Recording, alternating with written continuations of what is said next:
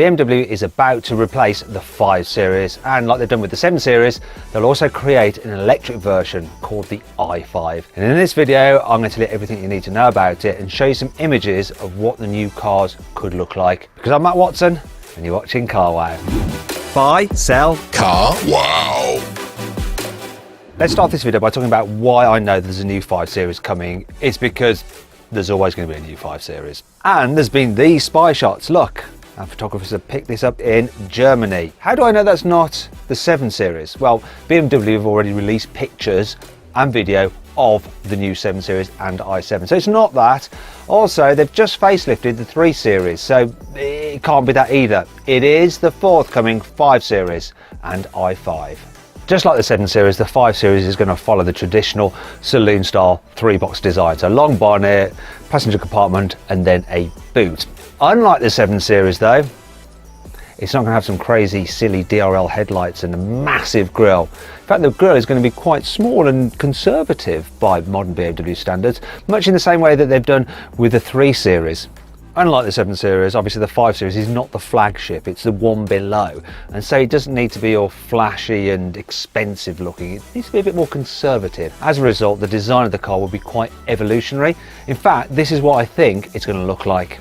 So the design is likely to be smoother, sleeker, a bit more aerodynamic than before, less fussy, so fewer creases and stuff like that. However, it will still have some traditional BMW cues, such as the classic Hofmeister kink in the rear window.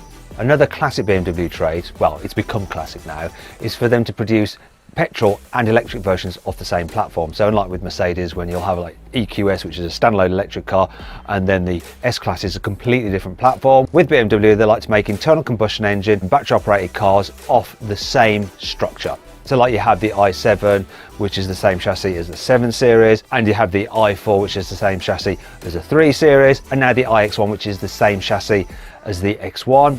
It's going to be the same with this 5 Series. And you'll have the i5 version, which is electric powered. Obviously, it makes sense for BMW to have an electric car that's 5 Series in size. If you think about it, Mercedes, they've got their EQE, but that is a standalone electric car, unlike the BMW. Also, Audi is working on its A6 e-tron. Once again, like the Mercedes, it's a bespoke electric car. So BMW needs a competitor, the i5. Now, if you're thinking about getting a new electric car and you want to compare all the different models and the savings that you can get on them, click on the pop-out banner up there or follow the link in the description below to go to CarWow. If you want to do that at a later date, just simply Google "Help me CarWow" and my team and I will help you choose the right car for you and get it for a fair price from one of our trusted dealers. However, to make sure that the i5 does look a bit different to the internal combustion engine 5 Series, it has a few different design elements. For instance, there's fewer vents about the place, less aggressive bumpers, and bits of silver and blue trim, which means i.e. electric, in BMW's world. As for the batteries, well, BMW has 2 options for this. So it could use the 80 kWh battery pack from the i4, or the 100 to 105 kWh battery pack, which is used in the iX and the i7. Now, if BMW goes for the bigger battery, then the car will probably have a range of around 400 miles. It's comparable to the longest range EQE, which is 394 miles on a full charge.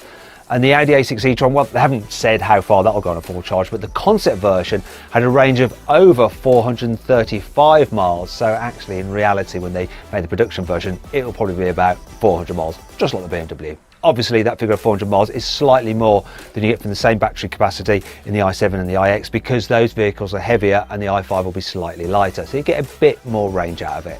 Now, the flip side is true if they go for the smaller battery pack. You see, in the i4, the 80 kWh battery pack will deliver 360 miles of range, but the i5 will be slightly bigger, heavier, maybe less aerodynamic. So as a result, its range will probably be around 350 at best.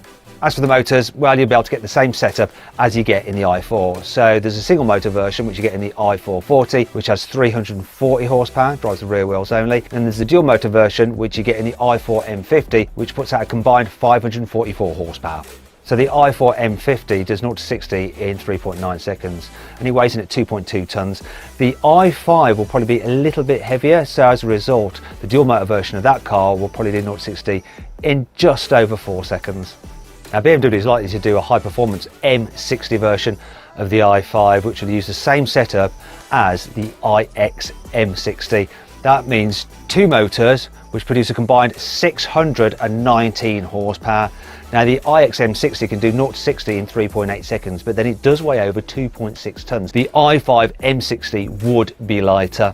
In fact, BMW are probably going to benchmark it against the Mercedes-AMG EQE53. So that has 626 horsepower and can do 0 to 60 in 3.3 seconds. And we all know that BMWs always seem to out-accelerate equivalent Mercedes, so you could be looking at 0 to 60 in 3.2 seconds for the i5 M60. But what if you don't fancy an electric car? Well, don't worry, BMW has you covered with the normal 5 Series.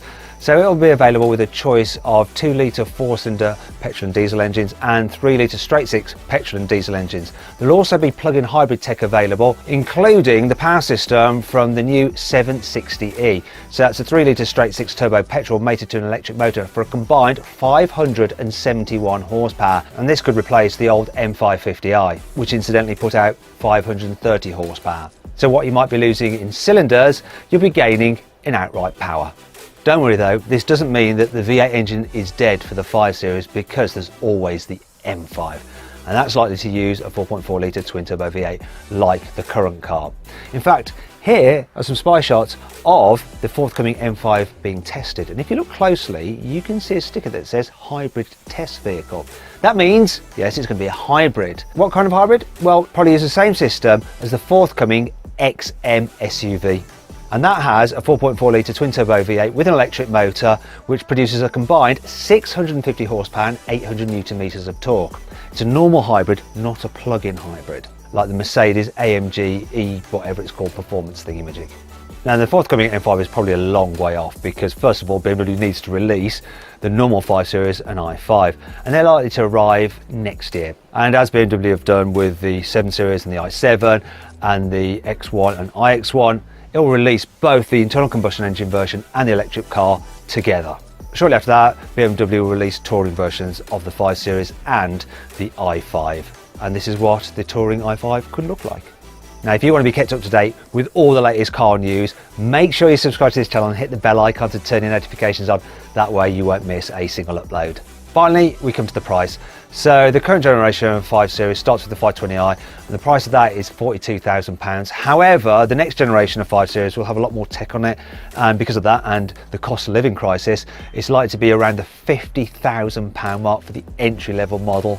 Now, if you want the i5, electric cars are always more expensive, aren't they? And if you compare the price of the i4 to the entry-level 4 Series, it's £10,000 more, which means that the forthcoming i5 will start from around £60,000. If you want to go all in and have the top of the range version of the new 5 Series, the M5, you're going to be looking at around £120,000. That's a lot of money. Anyhow, I hope you all enjoyed the video. If you did, give it a like. Let me know some other videos you'd like to see, and click on those windows there to watch some more videos. And if you click on that box there, you can go to CarWow and we will help you sell your car. Just upload some photos, give a brief description, and our dealers will bid on your car to make sure you get a great price for it. Thanks for watching.